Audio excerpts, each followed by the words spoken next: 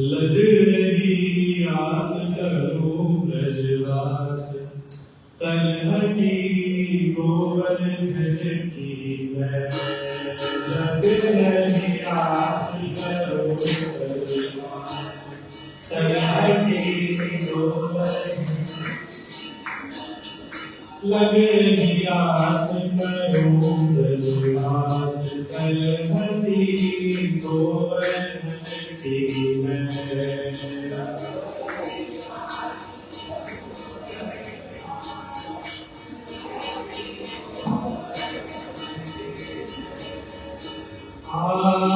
गोवर्धन की मैं, तलवटी गोवर्धन की मैं।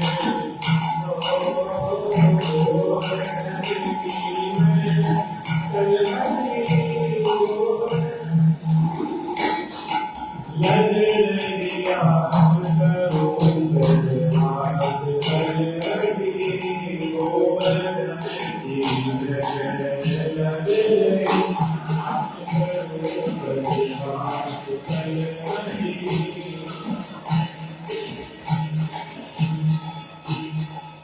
लग रही भजन करो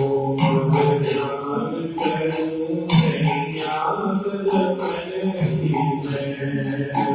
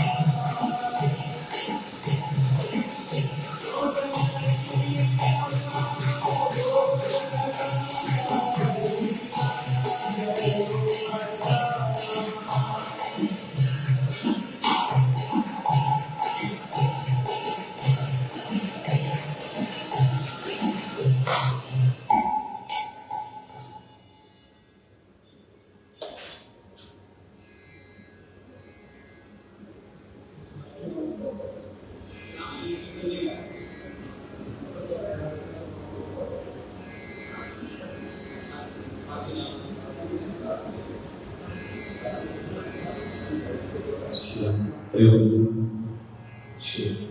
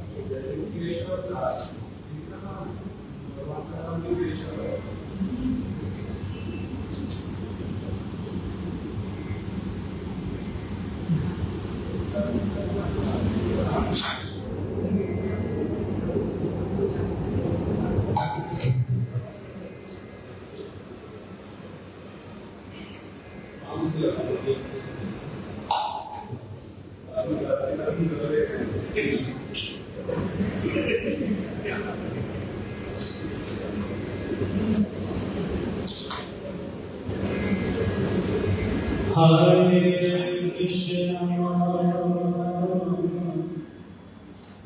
Hare Krishna,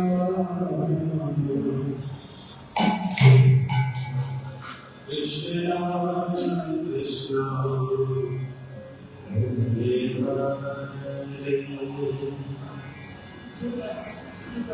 Hare Ram, Hare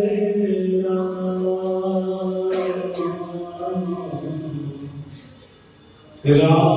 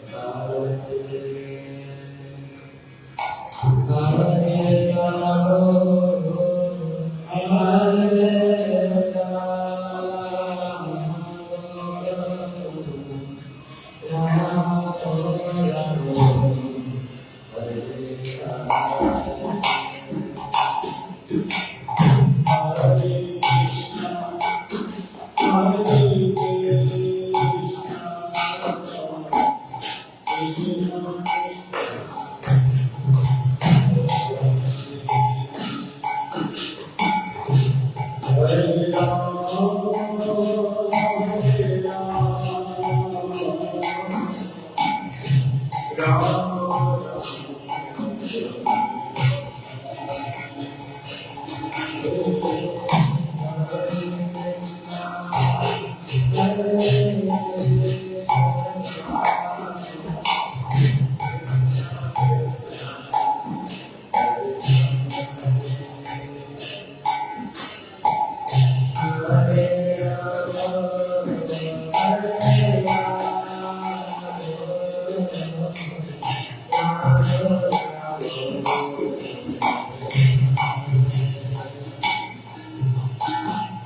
Hare Krishna,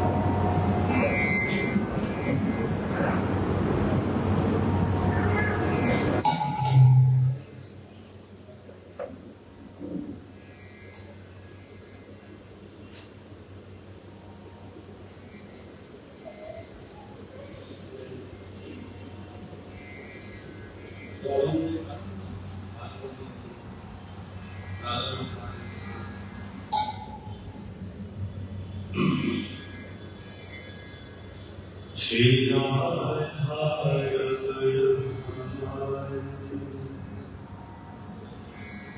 Lalita Tulsi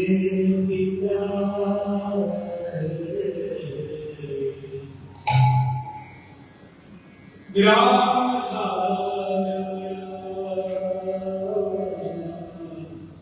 Shri Radha भक्तों के प्राण जीवन तो भक्तों के प्राण जीवन निस्सहारों के सहारे श्री राधा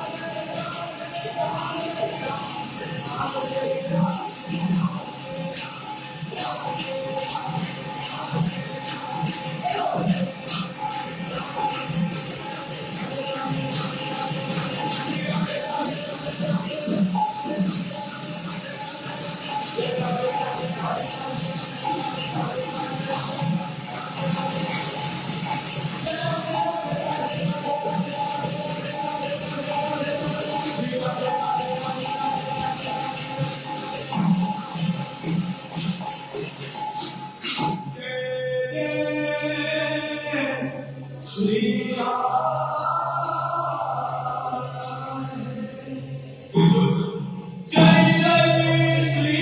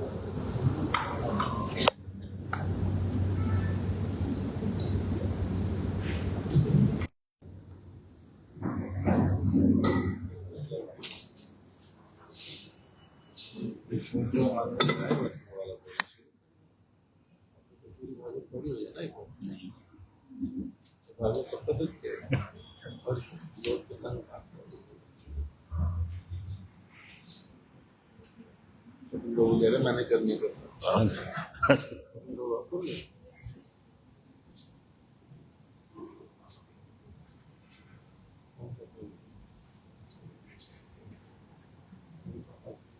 नीचे पेंट हो रहा है। वो मेरे को नहीं पता, मैंने देखा था वो पेंट हो रहा है। नीचे पेंट हो रहा है। नीचे कोई पेंट हो रहा है। नहीं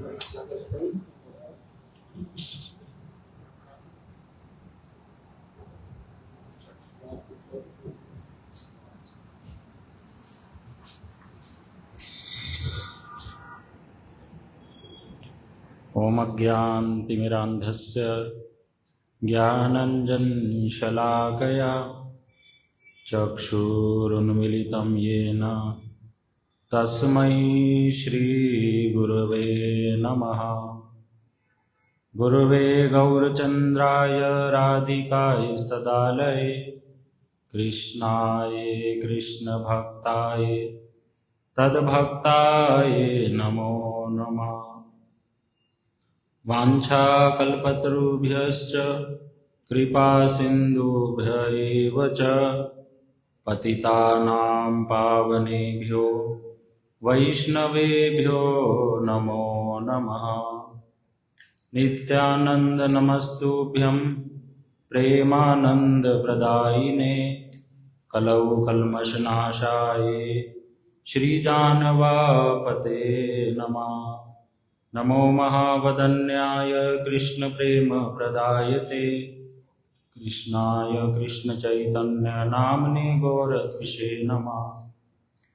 हे कृष्ण करुणा सिंधु दीनबंधु जगत्पते गोपेश गोपिकाकांत राधाकांत नमोस्तुते। तप्त कांचन गौरांगी राधे वृंदावनेश्वरी वृषभानु सुते देवी प्रणमामि हरिप्रिये। वृंदायै तुलसीदेव्यायै प्रियायै केशवस्य च कृष्ण भक्ति प्रदे देवी सत्यवत्यै नमो नमः। श्री कृष्ण चैतन्य प्रभु नित्यानंद श्री अद्वैत गदाधर शिवासादि गौर भक्त वृंद। हरे कृष्णा कृष्णा कृष्णा हरे हरे हरे राम राम राम हरे हरे। यं प्रव्रजन्तमनुपेतमपेतकृत्यं द्वैपायन विरह कातर आजुहाव पुत्रेति तन्मेतया तरवो विनेदुस्तं सर्वभूत हृदयं मुनिमानतोऽस्मि। हरे कृष्णा। आज श्री पुरुषोत्तम मास का चतुर्थ दिवस, चौथा दिन है और श्रीमद् भागवत कथा को हम लोग भक्तों से श्रवण कर रहे हैं। श्रीमद् भागवत कथा के रचयिता हैं श्रीला वेद व्यास जी। श्रीला वेद व्यास जी ने बहुत से ग्रंथों को, शास्त्रों को लिखा श्रीमद् भागवत ग्रंथ को लिखने से पहले, लेकिन वह असंतुष्ट रहे उन सारी रचनाओं को करने के बाद भी।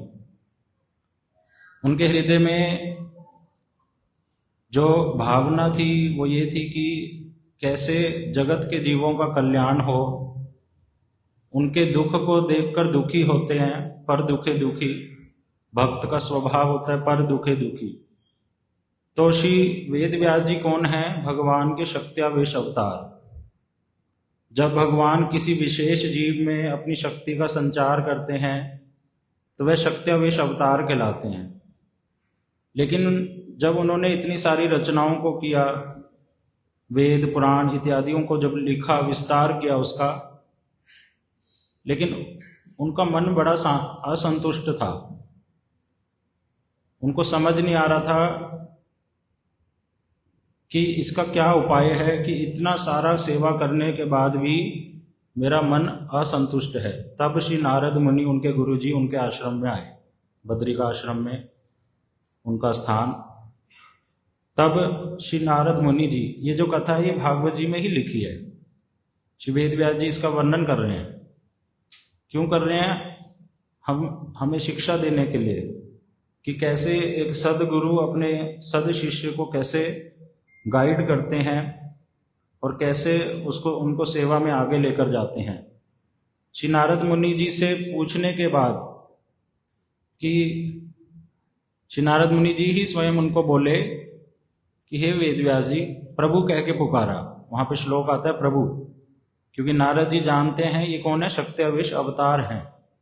गुरु जी अपने शिष्य को प्रभु कहकर उच्चारण कर रहे हैं और कह रहे हैं कि श्री नारद जी श्री वेद व्यास जी से बोले कि आपने इतनी सारी सेवाएं करी, आप बड़े दुखी से लगते हैं, इसका क्या कारण है?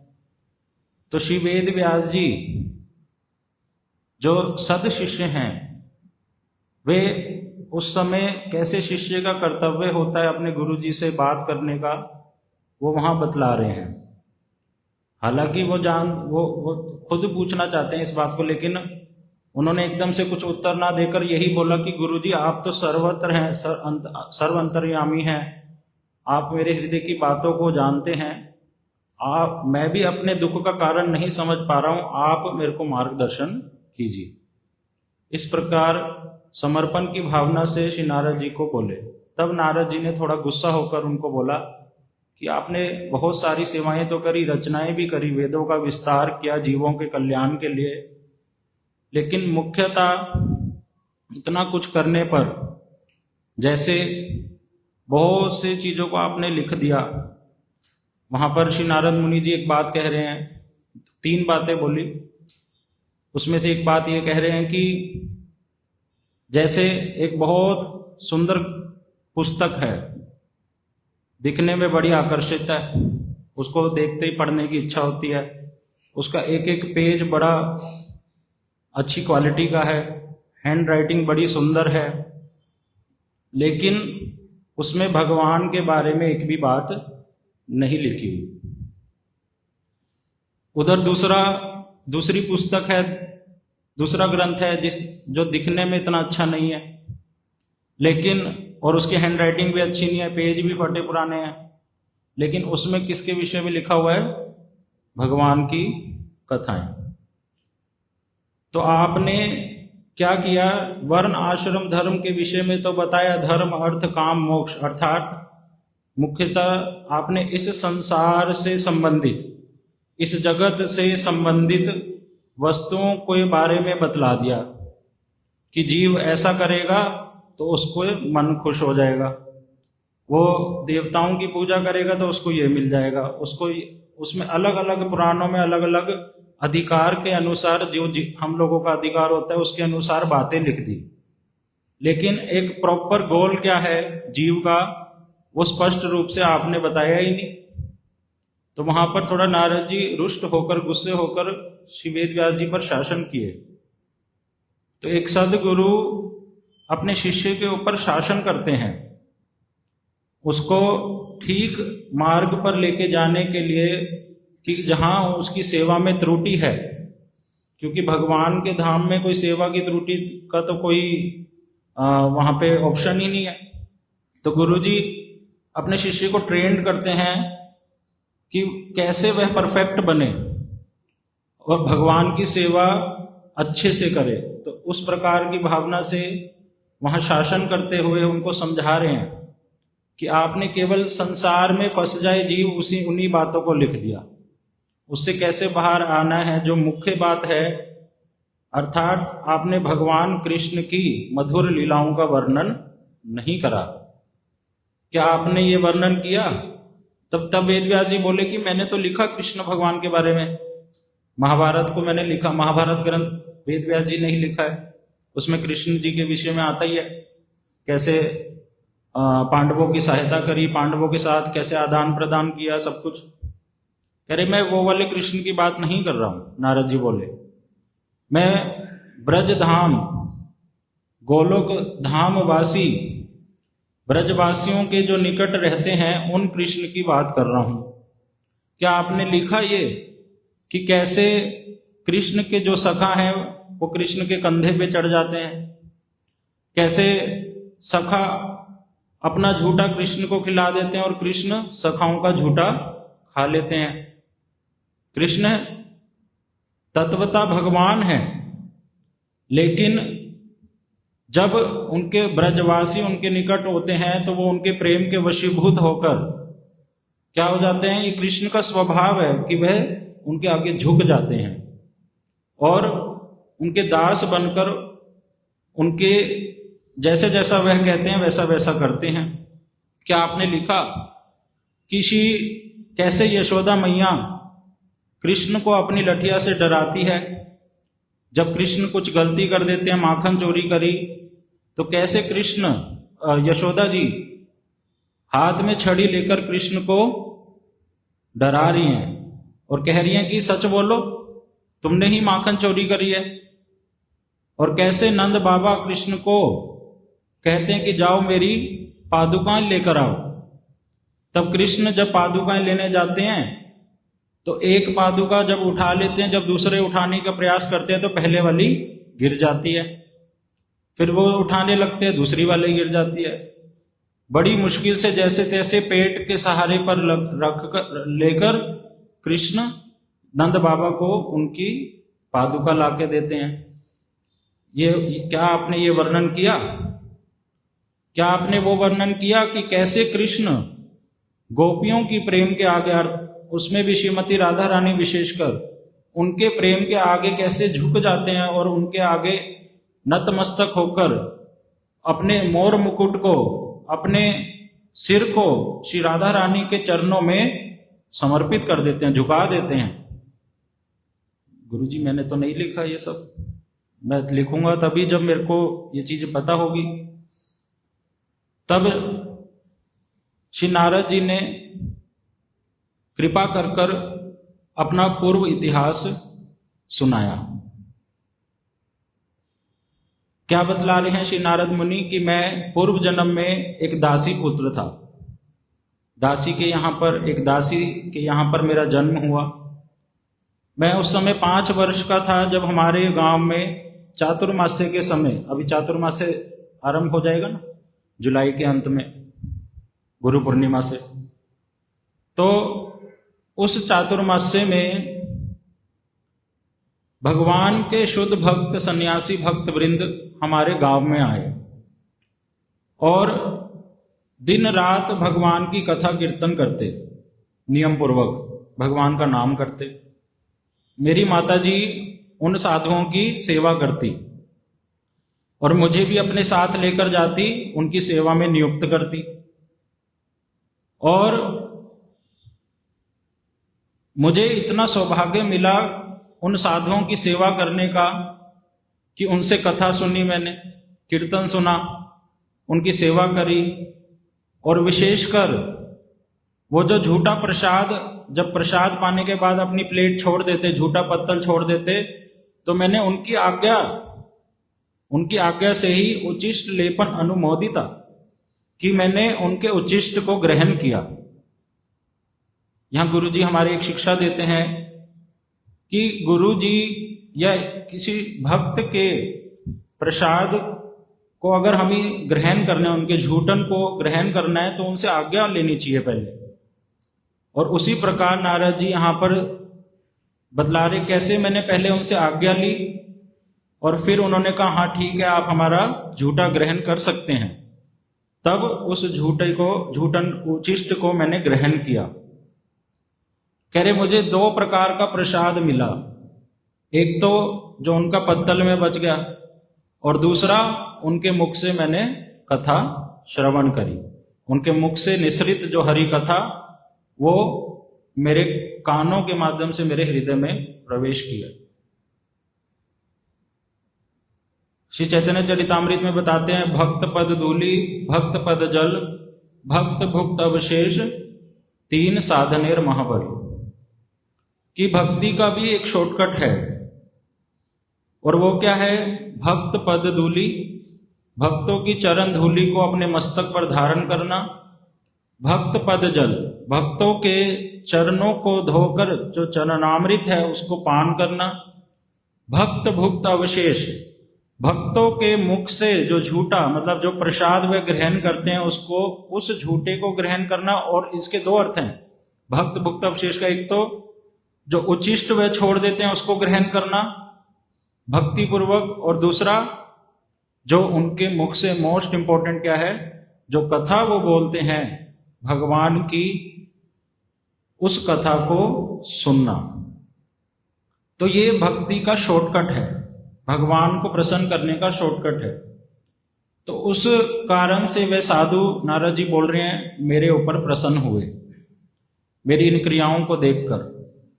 और जब 4 महीने बाद वे जाने लगे तो मैंने कहा मेरी भी इच्छा होती है मैं आपके साथ ही रहूं, साधु संग में रहूं, आपकी कथाओं से ही मैंने ये श्रवण किया।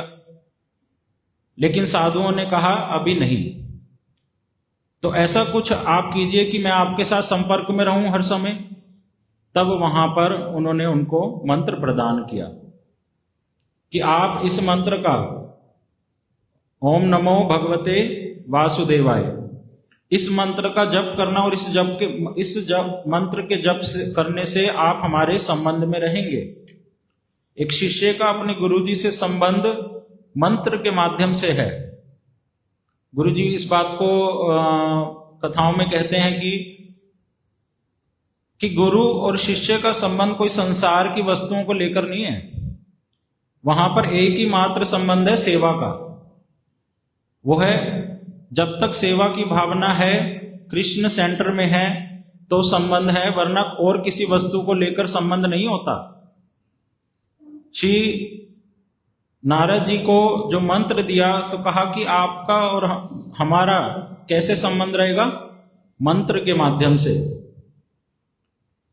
गुरुदेव इस बात को बताते थे कि जो कछुआ, मादा कछुआ होती है, कछुए की माता, वो अपने अंडों को जन्म कहाँ देती है? पानी में नहीं देती, बाहर आकर रेत में जो मिट्टी है वहां पर उस अंडे को दबा देती है, सुरक्षित रहे, और स्वयं पानी में चली जाती है। लेकिन कैसी देखो भगवान की रचना है, वहां से वो उसका स्मरण करती रहती है, और उस स्मरण से ही उस अंडे के अंदर जो बच्चा है उसका पालन पोषण होता है। तो गुरुदेव बतलाते हैं, जब इस संसार में ही ये उदाहरण हम देखते हैं और मैं सोचूं कि गुरुजी मेरे बिल्कुल निकट रहेंगे तभी मेरा पालन पोषण होगा भक्ति में, ऐसा नहीं है। सदगुरु कितने भी दूर हों, एक तो हो गया डिस्टेंस से दूरी, और जब वो नित्य लीला में प्रवेश करके वो हर समय हमारा पालन पोषण करेंगे। इस प्रकार की भावना से नारद मुनि जी ने उस मंत्र का जप करना शुरू किया। अब नारद जी का घर पे मन नहीं लगता, क्योंकि साधुओं का संग हो चुका है और भगवान की भक्ति हृदय में आ रही है। अब दैववश एक दिन क्या हुआ, अब माता जी घर में छोड़कर नहीं जा सकते, लेकिन दैववश क्या हुआ, एक रात उनकी माता जी को सांप ने डस लिया। ये कथा कौन सुना रहे हैं? नारद जी स्वयं श्रील वेदव्यास जी को बता रहे हैं अपना पूर्व इतिहास। कह रहे जब माता जी को डस लिया तो मैंने इस अपॉर्चुनिटी को देखकर घर को त्याग दिया, और घर को त्यागते हुए उस मंत्र का जप करते करते वनों से, जंगलों से, पर्वतों को पार करते करते एक स्थान पर चला गया। इतना कहकर श्री नारद जी चुप हो गए। अब वेद व्यास जी ने पूछा, श्री नारद जी, गुरु जी, आपको ये सारी बातें कैसे याद हैं?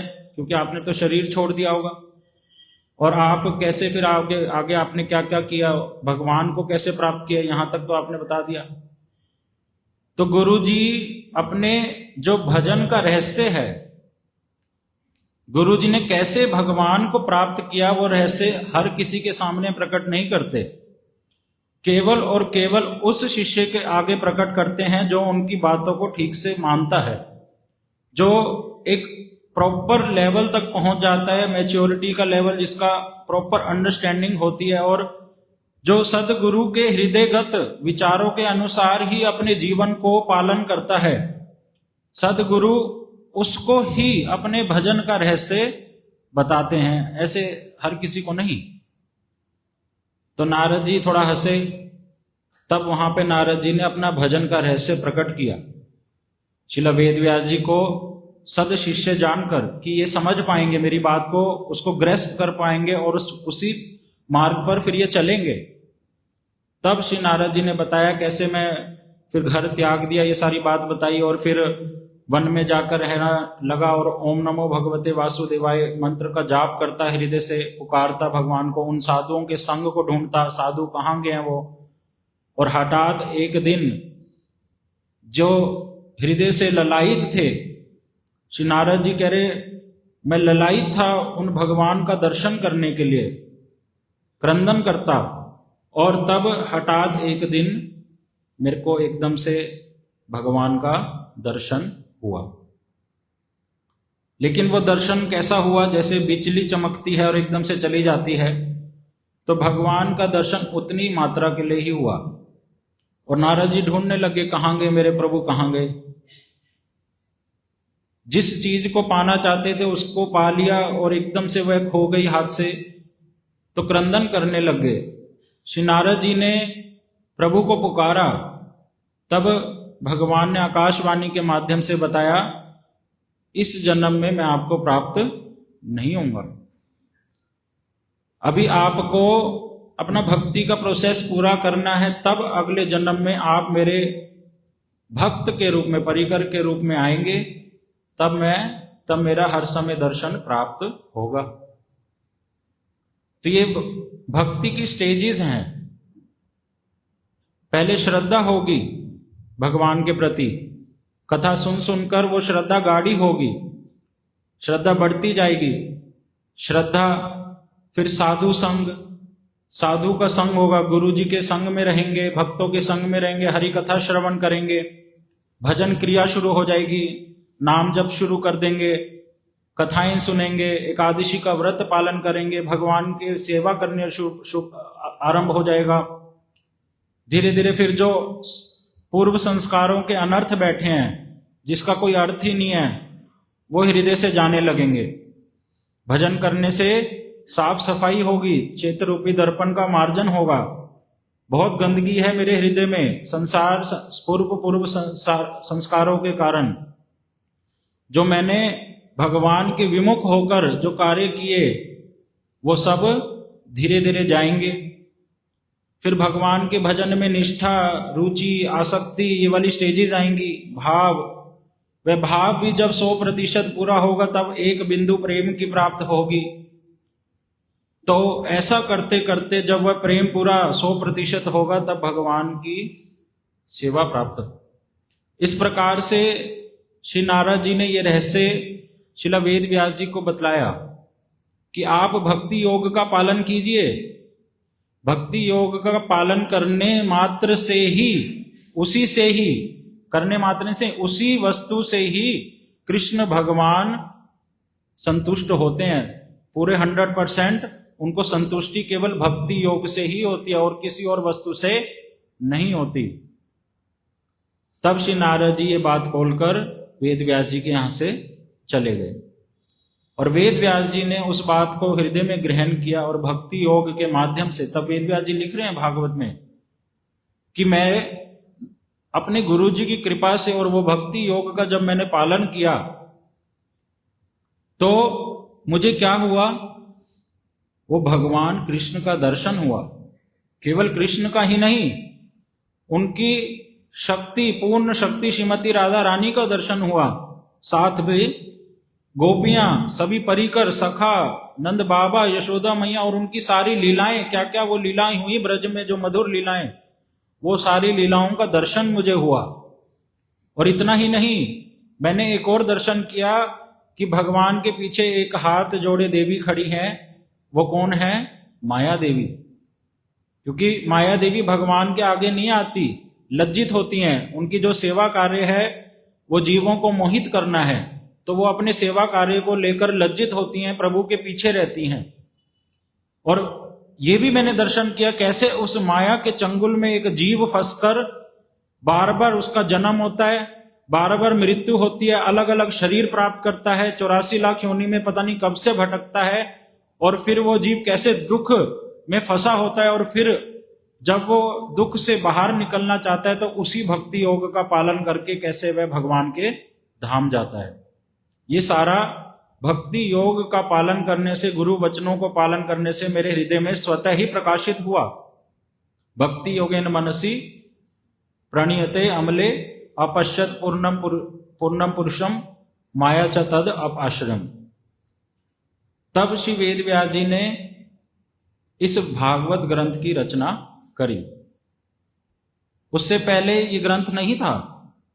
तब उन्होंने श्रीमद् भागवत ग्रंथ को लिखा और इसमें बता दिया कि इससे पहले 3 मंगलाचरण के जो श्लोक लिखे श्री वेद व्यास जी ने, उसमें स्पष्ट बात बतला दी कि इससे टॉप मोस्ट ग्रंथ कोई नहीं है। ये सभी शास्त्रों का सार है इसमें। और जो अन्य अन्य शास्त्रों में मैंने कुछ गड़बड़ गलती हो गई थी, उसको मैंने इस ग्रंथ में झाड़ू लगाकर अच्छे से बाहर निकाल दिया है उन सारी चीजों को। इसमें संसार से संबंधित कोई बात नहीं है कि किसी वस्तु को पढ़कर संसार से आसक्ति हो जाए, इसमें ऐसा नहीं है। इसमें हर स्टेप में कुछ भी बात जो लिखी गई है वो भगवान कृष्ण और उनकी सेवा से संबंधित लिखी गई है। और इससे टॉप मोस्ट जीव के लिए कोई अन्य उपाय नहीं है इस कलयुग में। भगवान जब अपनी लीलाओं को संवरण करके अपने धाम में वापस चले गए तो पीछे से किसको छोड़ गए? ये भागवत ग्रंथ को। इसको सूर्य के समान बताया। हम जीव अंधकार में फंसे हुए हैं। माया अच्छी लगती है, ये विषय अच्छे लगते हैं, संसार की वस्तु बहुत आकर्षित करती है, लेकिन ये भागवत जो रूपी फल है, भगवान इस रूप में प्रकटित हुए इस कलयुग में और जीवों के सूर्य रूप में प्रकटित हुए और जीवों के अंधकार को दूर करते हैं। ये भागवत जी की श्री वेद व्यास जी स्वयं महिमा बतला रहे हैं कि मैंने स्वयं इसकी महिमा किससे सीखी? श्री नारद मुनि जी से। और इस महिमा को मैं आज आप सबके सामने लिख रहा हूं, आप सबको दे रहा हूं। इससे ऊपर कुछ नहीं है। तो इस प्रकार श्री वेद व्यास जी, श्री नारद मुनि जी की एक उपाख्यान, ये कथा श्रीमद् भागवतम के प्रथम स्कंद में ही आती है। और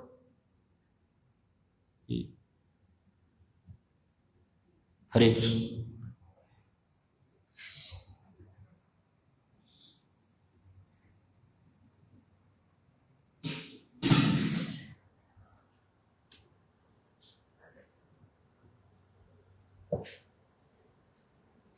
विपिन प्रभु, आप अभी आए हो? आपने बोलने की कथा आप नहीं थे, इन्होंने बोल दी। इसी को कुछ और स्पष्ट करके बताओगे थोड़ा सा?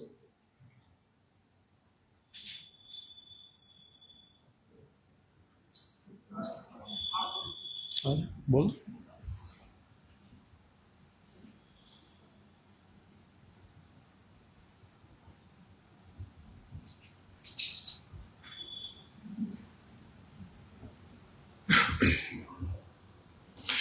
गुरुगौरचंद्राय श्रीराधिकाय तदालय कृष्णाय कृष्णभक्ताय तद्भक्ताय नमो नमः। मैं केवल संक्षेप में ही एक दो बात मैं कहूँगा। प्रभु जी ने अभी बहुत ही सरल सहज भाषा में भागवत जी किस प्रकार से प्रकट हुई उसको हम सबके सामने प्रस्तुत किया। जब श्री नारद जी श्री व्यास जी के निकट आए तो वहां पर श्री सुखदेव गोस्वामी जी ने एक बात कही कि व्यासदेव ने जब समस्त ग्रंथ लिख दिए, ऋग साम वेद यजुर अथर्वाख्या वेद चत्वार उत्तरता इतिहास पुराणा नाम पंचम वेद से उच्चते, और महाभारत इत्यादि ये सब ग्रंथ लिख दिए, तब उनके हृदय में जो असंतुष्टि हुई वह असंतुष्टि के कारण श्री नारद जी स्वयं ही उनके आश्रम में आए। व्यास जी श्री नारद जी के निकट नहीं गए, नारद जी के निकट व्यासदेव के निकट नारद जी स्वयं अपने आप ही आए। हमारे एक आचार्य हैं श्रील भक्ति रक्षक श्रीधर गोस्वामी महाराज जी, वो एक बात कहते हैं कि एक शिष्य के हृदय में या एक साधक के हृदय में जब भी कभी कोई संशय हो, जब भी कोई दुविधा होती है ना, और अगर उसका संशय और उसकी दुविधा वास्तविक रूप में वो निवारण पाना चाहता है तो गुरु वैष्णव भगवान किसी ना किसी रूप में उसके सामने अपने आप ही आ जाते हैं। नारद जी का स्वयं वहां पर आगमन हुआ, और नारद जी जब वहां पर आए हैं तो अभी जैसे सुना अपना पूर्व इतिहास भी उन्होंने सब बताया। जब नारद जी ने कहा ना कि मैंने उन जो साधुजन थे मैंने उनका प्रसाद पाया, तो श्रीमद सुखदेव जी ने कहा कि तद्धर्म एव आत्म रुचि प्रजायते। मैं छोटा सा बालक था, मेरी इस भक्ति संबंधित धर्म में कोई रुचि नहीं थी, मुझे पता नहीं था। पर साधुओं का प्रसाद पाने से क्या हुआ, मेरे में इस धर्म के प्रति, इस भागवत धर्म के प्रति मेरे मन में रुचि उत्पन्न हो गई। रुचि उत्पन्न होने के बाद जब मैं इन साधुओं से कथा सुनता था तो मेरे को कथा बड़ी रुचिकर लगती थी। मेरा मन कहता था कि कथा निरंतर चलती रहे। मेरी आत्मा जो है उस समय तृप्त हो रही थी। छोटा सा बालक था, मैं भक्ति की सब स्थितियों को तो नहीं जानता था कि भक्ति की क्या क्या स्तर होते हैं, पर मेरी आत्मा में उस कथा का विशेष स्पंदन होता था, विशेष उसका अनुभव मैं अपने भीतर करता था। और उन 4 महीने मैंने उनसे कथा सुनी, तो कथा सुनने के पश्चात मेरा उन साधुओं से ऐसा प्रगाढ़ संबंध बन गया कि जूं ही ये मुझे पता चला कि ये मुझको छोड़ के जा रहे हैं, अब मेरे को फिर इनसे हरि कथा सुनने का अवसर नहीं मिलेगा, तो नारद जी बोलते मैं विहल हो गया, मैं बड़ा बेचैन हो गया। एक मेरी छोटी सी आयु और उसमें ऐसा साधु संग मेरे को प्राप्त हुआ। मेरे मन में बार बार ये प्रश्न आने लगा, क्या मुझे फिर यह साधु संग प्राप्त होगा? क्या फिर ऐसी स्थिति उत्पन्न होगी? ये साधु कैसे आए? अपने आप ही आए। हमने गांव में इनको बुलाया नहीं था, अपने आप ये चल करके आए, अपनी इच्छा से हमारे गांव में आए। और मेरा चित्त कैसा था? मैं अन्य बालकों की तरह नहीं था। मेरा चित्त कैसा था? अन्य बालकों की तरह खेल में व्यस्त नहीं रहता था। मेरे को शांत देख करके, मेरे को बड़ा गंभीर देख करके, मेरी सेवा वृत्ति को देख करके इन्होंने मेरे को इस भक्ति तत्व का उपदेश दिया और उनके संग से ही धीरे धीरे करके मेरी सारी जितनी भी भ्रांतियां थी, सारी ग्रंथियां जो है टूट गई। अब जब वो जाने लगे मेरे मन में आया कि फिर क्या संग प्राप्त होगा। देववशतः जब मेरी माता का शरीर छूटा, योषा दारुमय था, नारद जी ने कहा अरे छोटा बच्चा उसकी मां चली जाए तो वो रोता है, रोना उसका स्वभाव है, रोएगा वो। पर नारद जी ने कहा मुझको रोना नहीं आया, मेरी माता का शरीर छूट गया, अपने आप सर्प ने काट दिया, रोना आना चाहिए, छोटा सा बच्चा है, मां भी उससे बहुत स्नेह करती है। पर नारद जी ने कहा मेरे को रोना नहीं आया, मैंने इसको भगवान का अनुग्रह माना, ये भगवान की मुझ पर विशेष कृपा है। मन्यमान अनुग्रह, मेरी माता को सर्प ने काट लिया, जो माता मेरा लालन पालन करती थी, दिन रात मेरे को देखती थी, अपनी सारी ऊर्जा, अपना सारा स्नेह मेरे को प्रदान करती थी, उस माता को सर्प ने दंशन कर लिया, पर मेरे नेत्रों से अश्रु का एक बिंदु भी नहीं गिरा। ऐसा अर्थ नहीं था कि मेरा हृदय कठोर हो गया था, मेरा हृदय कठोर हो गया हो, बात ये नहीं थी। पर मेरे को ये समझ में आ गया था पश्यमयी ब्रह्मणि कल्पितम परे, कि मैं ये देह नहीं हूं, मैं ये देह नहीं हूं, ये मेरे को समझ में आ गया था। जब मुझे ये समझ में आ गया पश्यमयी ब्रह्मणि कल्पितम परे, मैं इस देह से भिन्न आत्मा हूं, जब मेरे को ये समझ में आ गया तो मेरे को ये भी दिख गया कि मेरी माता का भी शरीर छूटा, ये भी कौन है? देह नहीं है, ये भी आत्मा है। ये उस 4 महीने का संग जो मेरे को प्राप्त हुआ, आत्म तत्व से लेकर के भगवान के प्रेम तक की सारी बातें मेरे को प्राप्त हुई। तो नारद जी के संग का पहला प्रभाव क्या हुआ कि उनकी देह से, बाल्यकाल में ही देह से विरक्ति हो गई थी। माता के शरीर छोड़ने पर जहां रोदन करना चाहिए था उनको, वहां रोदन ना करके उन्होंने क्या बोला कि मैंने इसको तो भगवान का अनुग्रह माना, मेरे को अवसर मिल गया भजन करने का। तो ये क्या है? शुद्ध साधुओं के सन्निकट अगर वास्तविक जिज्ञासा से अगर कोई व्यक्ति बैठता है, भगवत प्राप्ति की जिज्ञासा को लेकर के, सब प्रकार की धारणाओं को दूर करके, कि भाई मेरे को भगवान के विषय में कुछ नहीं पता है, इस धारणा से बैठता है। अगर इस धारणा से बैठा है कि मैं बहुत कुछ जानता हूं, तो ये बहुत सी बाधा है। श्रीमद् महाप्रभु जी के निकट श्री अद्वैताचार्य जी ने इस बात को कहा था। अद्वैताचार्य ने महाप्रभु जी से कहा कि प्रभु, अगर आप सब जीवों पर कृपा कर ही रहे हैं ना, तो आप मूर्ख अधम पतित सब पे कृपा करना, मूर्ख अधम पतित सब पे कृपा करना। पर प्रभु, जिनमें विद्या धन का अहंकार है ना, वो आपकी कृपा से वंचित हो जाएंगे। नारद जी अंदर से बिल्कुल खाली थे, उनके चित्त पर बचपन में थे तो कोई संस्कार ऐसा नहीं था। तो वो चित्त जितना खाली होता है, उतना ही ज्यादा कथा का प्रभाव हृदय पर पड़ता है। तो नारद जी के जीवन से एक ये बात कि उनको बाल्यकाल में ही इस तत्व का बोध हो गया था कि मैं ये शरीर नहीं हूं। नारद जी फिर आगे चले, यात्रा तो बहुत बड़ी है। जब उनका प्रतीक्षा कर रहे थे ये शरीर जो है कब छूटेगा, जब उनका शरीर छूटा तो नारद जी ने कहा, तड़ित सो दामनी यथा, जैसे आकाश में बिजली आए चली जाए, ऐसे मेरा शरीर छूटा, मुझको पता भी नहीं चला। और तब मेरे सामने श्री भगवान का एक क्षण के लिए शरीर छूटने से पहले मंगलमय स्वरूप जो प्रकट हुआ था, मैंने भगवान से प्रश्न किया। आकाशवाणी ने कहा कि आपको इस जीवन में भगवान के साक्षात दर्शन, माने उनका साक्षात्कार, उनके साथ उनकी प्रत्यक्ष सेवा प्राप्त नहीं होगी, क्योंकि ये देह जो है, इस देह की अपनी एक सीमितता है।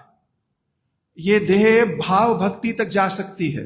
भाव भक्ति माने मेरा भगवान से क्या संबंध है, इसका दर्शन तो हो सकता है, पर इस प्राकृत देह से भगवान के अपराकृत लोक में नहीं जाया जा सकता। उसके लिए इस देह का जाना जरूरी है। तो नारद जी ने जब ये बात सुनी कि मेरे को प्राप्त नहीं होगा, तो मेरे सुखदेव जी ने कहा कि अपरिपक्व कषाया नाम कुयोगी नाम, कुछ रह गया है। भाव भक्ति में साधक को अपना स्वरूप पा चल जाता है, ये दिख जाता है मैं ये देह नहीं हूं, ये हाथ ये पैर जितना भी मेरा सब कुछ है ये मेरा नहीं है, इसका पूरा परिचय मिल जाता है। और अपनी आत्मा का दर्शन अपने हृदय में होता है। आत्मा का भी दर्शन होता है, भगवान का भी दर्शन होता है। तो उस समय जब ये देह छूटी नारद जी की, तो नारद जी ने कहा, आप ये मेरे हाथ में जो वीणा देख रहे हैं ना, ये वीणा मेरे को भगवान ने आ करके दी। देवदत्तम इदम इमम वीणा स्वर ब्रह्म विभूषितम। उस वीणा का नाम था देवदत्त। भगवान ने स्वयं आकर के नारद जी को दिया, और नारद जी कह रहे हैं स्वर ब्रह्म विभूषितम, मैं इस वीणा से जो कुछ भी गाता हूं वो हरि कीर्तन होता है।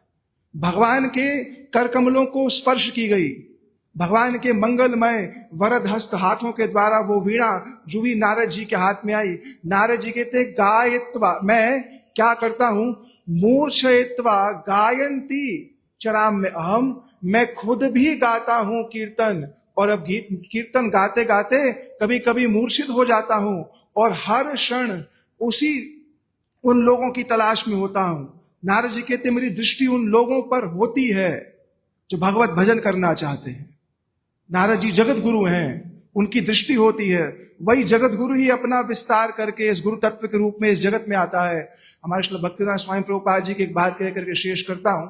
एक बार वो विदेश में थे, उनके निकट कुछ 4-5 भक्त कथा सुन रहे थे। तो कथा समाप्त हुई तो भक्तों ने कहा, गुरुदेव प्रभुपाद जी आज कथा में बहुत कम लोग आए, आज कथा में कुछ 2, 4, 5 लोग आए। तो स्वामी महाराज जी ने कहा, नो ऐसा नहीं है। बोले अभी श्री नारद जी पीछे बैठे हुए थे, आप देख नहीं पाए उनको, नारद जी अभी पीछे बैठे हुए थे, तो आपको तो लगा कुछ 2, 4 लोग आए। तो ऐसे शुद्ध भक्तों की कथा सुनने के लिए नारद जी भी आते हैं, इसे अतिशयोक्ति नहीं मानना चाहिए। तो ये श्री नारद जी का बड़ा मंगलमय चरित्र जो प्रभु जी ने अभी आप सब कहा, उनमें से ही 1-2 बात जो मैंने आपके सामने प्रस्तुत की। हरे कृष्णा।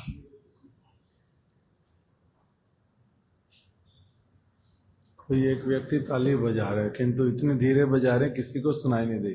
किसने बजाई थी? थोड़ा जोर से बजा दो। आपने बजाई ना? रजत प्रभु ने बजाई थी। रिश्तेदार है तो क्या हुआ? मेरे रिश्तेदार इसलिए बजाई थी? नहीं।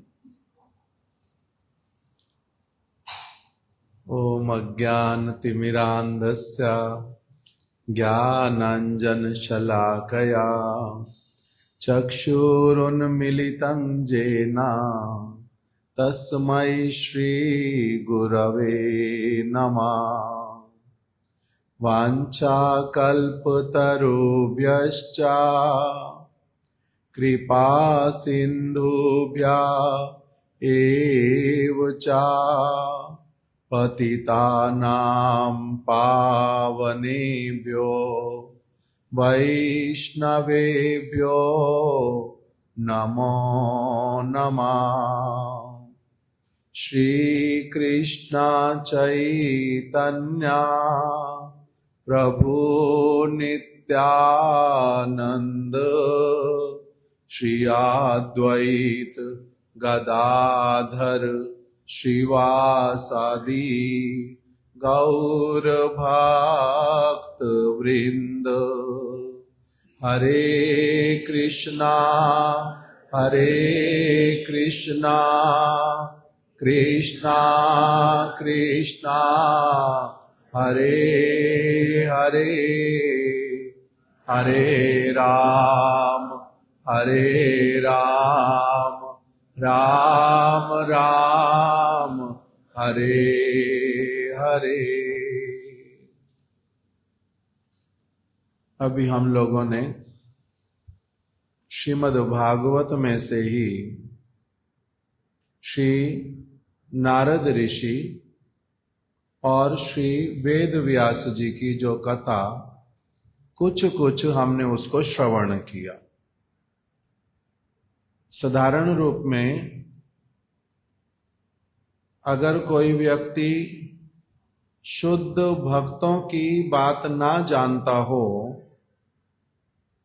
और भक्तों के साथ में उसका कभी संग ना हुआ हो, तो पहली बात तो बहुत सारे साधुओं का उनको नाम तक भी नहीं पता होता, चरित्र के पता होने की तो बात ही अलग है।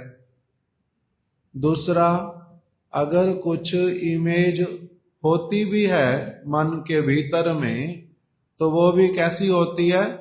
गलत वाली ही होती है। जैसे हम लोग जब छोटे थे तो टीवी में जब भी नारद ऋषि को दिखाते हैं, कभी फिल्म में किसी और जगह पर, तो कैसे दिखाते हैं? सिर्फ चोटी अलग तरह की ऊपर ऐसे लटक रही होती है, झूम रही होती है। और क्या करते हैं? हाथ में कुछ ना, बीना भी दिखाते कभी, नहीं तो कुछ तंबरू बजाते हुए, और उसी में क्या बोलते रहते हैं? सिर्फ नारायण नारायण। और फिर क्या करते हैं? किसी ना किसी जगह पर निंदा, चुगली, आग लगाना, ये सब करके बस चले जाते हैं। ये वाला सुनते हैं ना? इस प्रकार से जो इमेज बनती है, वो नारद ऋषि की जो इमेज जो कि साधारण लोगों ने बना दी, वो वाली जो इमेज है, वो नारद ऋषि सचमुच में वैसे वाले किंतु नहीं है। नारद ऋषि इतने बड़े भक्त हैं, इतना श्रेष्ठ भक्त हैं कि वेद व्यास जी, जिनको कहते हैं जगत गुरु, बहुत बड़े हैं, जो उनके भी वो गुरु जी हैं नारद ऋषि। थोड़ी देर का भी अगर अपना संग किसी को दे देते हैं तो वो व्यक्ति एकदम से बहुत महान पुरुष बन जाता है। नारद ऋषि ने थोड़ी देर संग दिया था एक दस्यु को, एक डकैत को, जिनका नाम था रत्नाकर। उनको अपना थोड़ी देर का संग दिया था, और वो क्या बन गए बाद में? डकैती छोड़ दी, चोरी करना छोड़ दिया, जितने सारे उनमें खराब स्वभाव थे, आदतें थी, वो सारी छोड़ दी, और क्या बन गए? वाल्मीकि। वाल्मीकि जी किसके शिष्य हैं? नारद ऋषि के। नारद जी इतने बड़े हैं, थोड़ा सा अपना संग दिया, अच्छी उनको 2-4 बातें बतलाई रत्नाकर दस्यु को कि आप जो ये काम कर रहे हो, आपको इसके लिए कितना दंडित होना पड़ेगा, आपको इसके विषय में कोई अनुमान भी नहीं है। मैं आपको ठीक ठीक रूप में दर्शन करवा देता हूं कि आपको कौन कौन सा दंड मिलेगा, और अगर आप अपना बचाव चाहते हो तो आपको क्या अपने जीवन में करना है और क्या अपने जीवन में से छोड़ देना है। ये जब थोड़ी देर अच्छे से स्पष्ट बातें, बिल्कुल सत्य बातें जब बतला दी, तो वो रत्नाकर दस्यु जो है सारा कुछ छोड़ करके वो उनका उपदेश मान करके रहने लगे, और कुछ समय के बाद में ही वो क्या बन गए? वाल्मीकि। बहुत श्रेष्ठ भक्त। अभी रामलीला हुई नहीं थी, वाल्मीकि जी को रामलीला पहले से सारी पता चल गई, उन्होंने सारा कुछ लिख दिया। ये नारद जी की कृपा से हुआ। नारद जी के और एक शिष्य थे जिनका नाम दिया व्याद। कौन से व्याद? मृगारी। एक और उनके शिष्य थे मृगारी, जिनका नाम दिया। बचपन से ही हिरणों को देखने से ही मारते थे, बाण चलाते थे, ऐसा मारते थे पशुओं को अधमरा करते थे। बाण ऐसा चलाएंगे पशु मरेगा भी नहीं और साथ ही साथ में जिएगा भी नहीं, दौड़ नहीं लगा सकता, कहीं जा नहीं सकता। बाण ऐसा वाला मारा, मरा भी नहीं है, साथ साथ में कराता रहता है, दुखी रहता है। ऐसे नारद ऋषि ने देखा एक दिन वन में अलग अलग पशुओं को मार करके, ऐसे ही अधमरा करके वो मृगारी ने छोड़ा हुआ था। मृगारी के पास में पहुंच गए, उसको कहने लगे कि इस प्रकार से मत कष्ट दो किसी को, जिस प्रकार का तुम कष्ट दे रहे हो तुम्हारे को वैसे का वैसे ही पूरा चक्रवर्ती ब्याज सहित तुम्हारे को भी ये कष्ट भोगना पड़ेगा। जितना कष्ट इनको दे रहे हो केवल उतना तुम्हें मिलेगा नहीं, उसके ऊपर ब्याज के ऊपर ब्याज के ऊपर ब्याज लग करके तब तुम्हारे को उसका फल मिलेगा। और उनको दिखला दिया अपनी कृपा से, जल छिड़का ऐसा उनके ऊपर आकाश में, सारे प्राणी आज तक उन्होंने जो जो मारे थे सारे प्राणी उनको दिखाई देने लगे और सारे आंखें लाल करके एकदम से खाने के लिए इनको प्रस्तुत हैं कि बस मौका मिले और इसको खा जाएं व्याध को, शिकारी को। जब वो भयभीत हुआ फिर देख करके कि मेरे को तो आज तक किसी ने बताया ही नहीं कि ऐसे पशुओं को मैं तो मार के बड़ा आनंदित होता था, मैं तो उनका मांस पका करके खाता था, मैं तो मांस बेचता था, चमड़ी बेचता था, दांत बेच देता था, अलग अलग काम करता था। मेरे को आज तक किसी ने बताया ही नहीं कि ये बात गलत होती है। अभी नारद ऋषि ने कहा कि देखो तुम्हारे को तो बहुत पाप का फल तुम्हारा सिर चढ़ा हुआ अभी। तो बोलते हैं मेरी माता जी, मेरी पत्नी, मेरे पिताजी, मैं उनको भी इसके द्वारा भोजन कराता हूं, वस्त्र देता हूं, सारी चीजें करता हूं, तो वो भी, उनको भी तो फल लेना पड़ेगा कुछ मेरे पापों का। नारद ऋषि कहते पूछ के आ जाओ। सबने मना कर दिया कि नहीं नहीं, पाप का फल हम क्यों लेंगे तुम्हारा, क्यों ऐसे काम करते हो, अच्छा ही काम कर लो कोई। तब वो थोड़ी देर के नारद ऋषि के संग से वो व्याध भी बदल गया, बहुत बड़ा साधु बने। इसीलिए बड़े बड़े जो महापुरुष वो लोग क्या कहते हैं, नारद ऋषि जो है वो चिंतामणि के समान है। अगर नारद ऋषि ने थोड़ा सा भी किसी को अपना कृपा कर दिया, थोड़ा सा संग दे दिया, वो व्यक्ति कैसे हो जाता है, एकदम से वो मणि बन जाता है, बहुत श्रेष्ठ व्यक्ति बन जाता है। ये नारद ऋषि का चरित्र जो है बहुत पवित्र वाला। नारद ऋषि ने ऐसे ही पवित्र नहीं बन गए और ऐसे ही नहीं जगत के लोगों को पवित्र करने वाले बन गए। थोड़ी देर तक वही की वही बातें आप भी किसी को भी सुनाओ, मैं भी सुनाऊं, हमारी बातों का किसी के ऊपर प्रभाव भी पड़ेगा नहीं, किंतु उनकी बातों का प्रभाव ऐसे वाला पड़ता है। क्यों? क्योंकि उनमें भजन का बल है।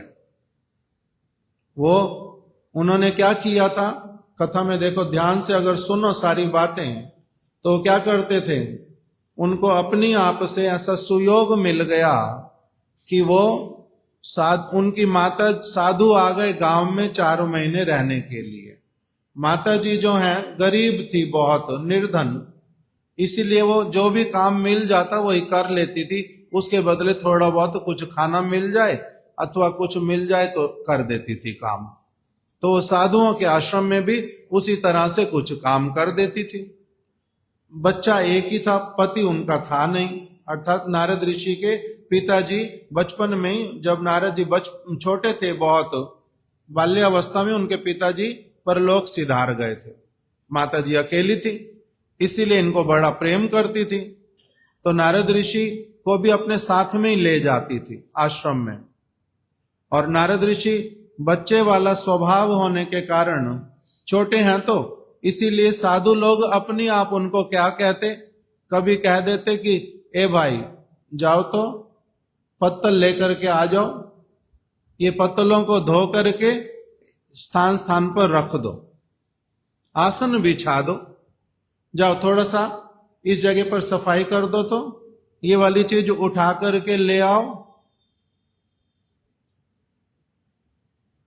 अलग अलग ये पत्तल फेंक करके आ जाओ, हमने भोजन कर लिया।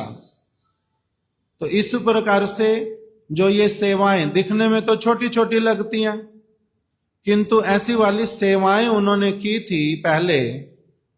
इसी वही 4 महीने उनको करने का अवसर मिल गया।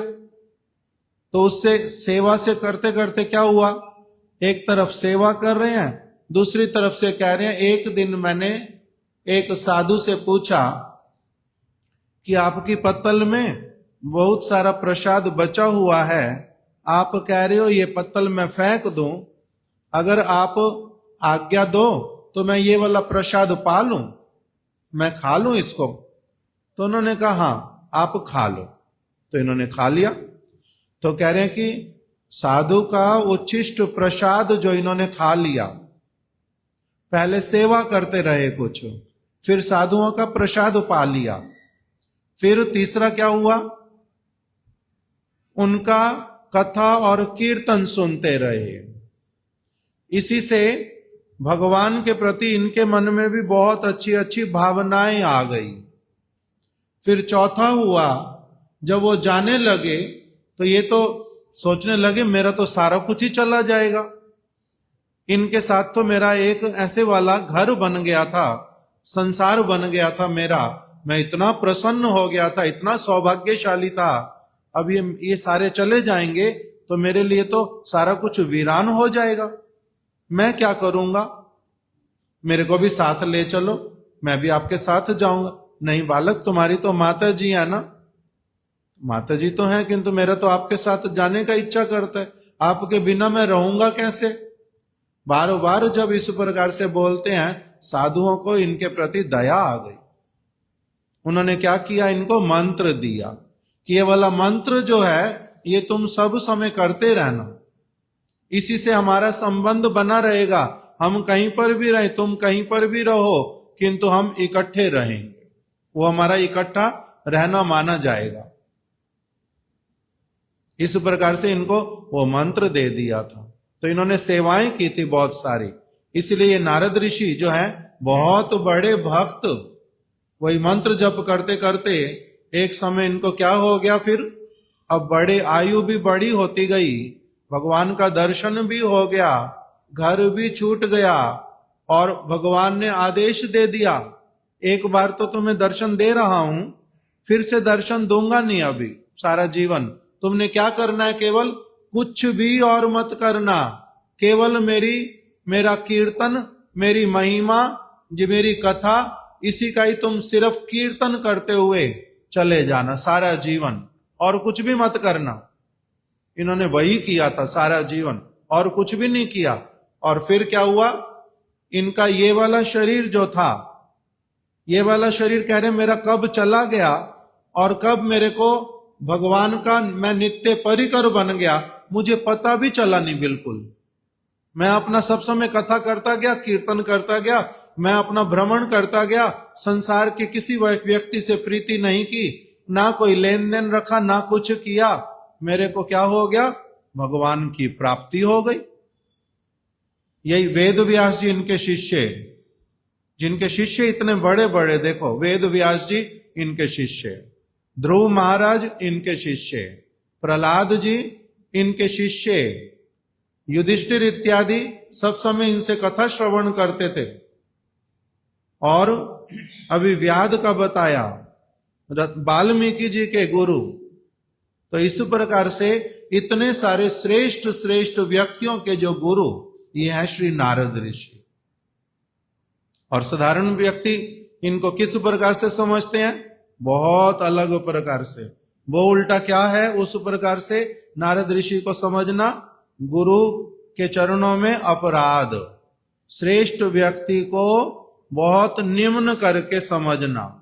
ये इतना श्रेष्ठ है, इतना उदार चरित्र हैं, बहुत प्रभावशाली हैं, बहुत भजन का बल है, ये सबके गुरु हैं, बहुत शुद्ध भक्त हैं ये नारद जी। इसलिए इनका चरित्र जो है वो इस श्रीमद् भागवत में उन्होंने अपने मुख से बतलाया, व्यास जी के ऊपर कृपा करके। आज यहीं तक कथा को रख देते, कल हम लोग आगे श्रवण करेंगे। श्री नारद ऋषि की जाय, श्री वेद व्यास जी की जाय। वांछा कल्प तरुभ्यश्च कृपा सिंधुभ्य एव च पतितानां पावनेभ्यो वैष्णवेभ्यो नमो नमः।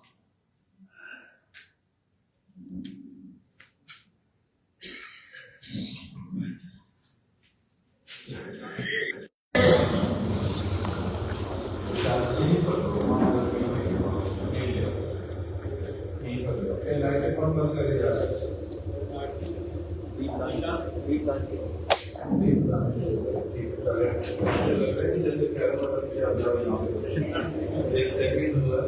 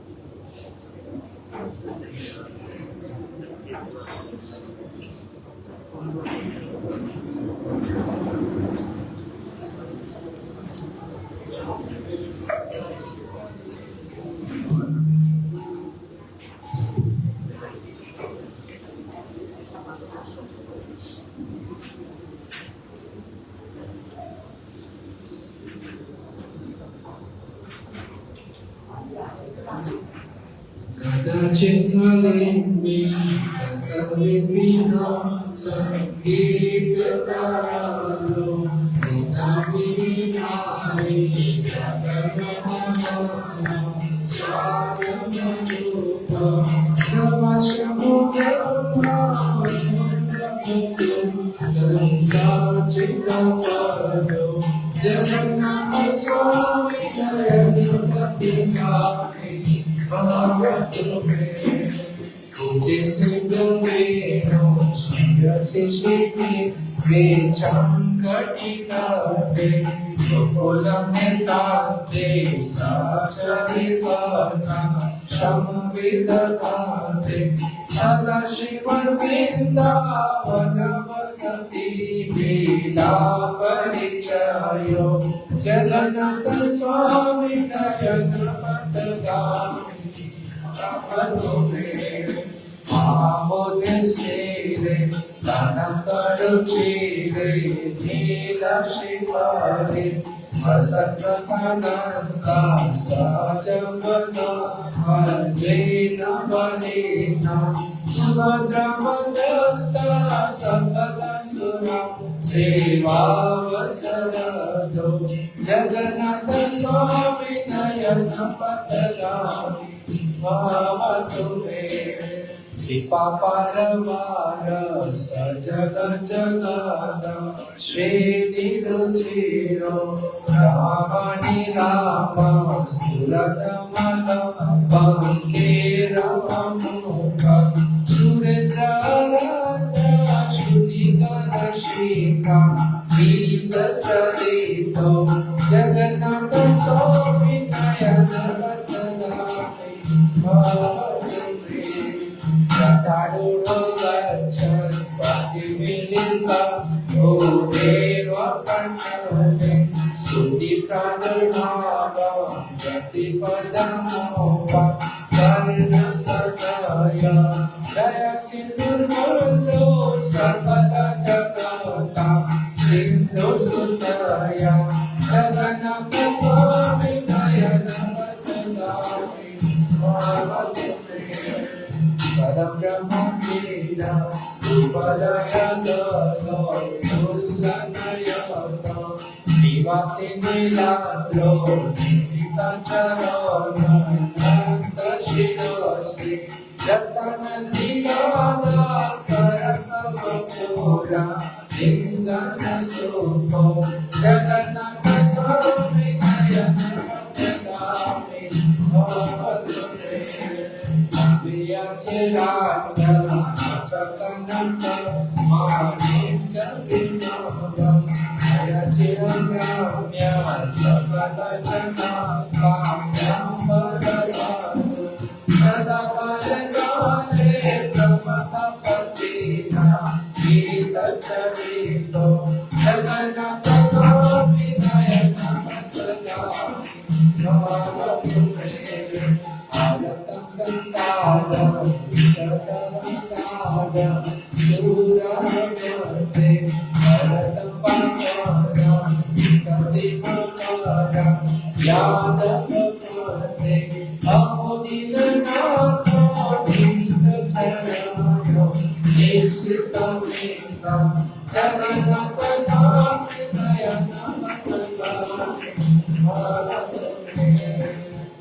जगन्नाथश्रम पुण्यज्ञ कथेन कृत सूचि सर्व पाप विशुद्धात्मा विष्णुलोकं सहंसते जगन्नाथ स्वामी जगन्नाथ स्वामी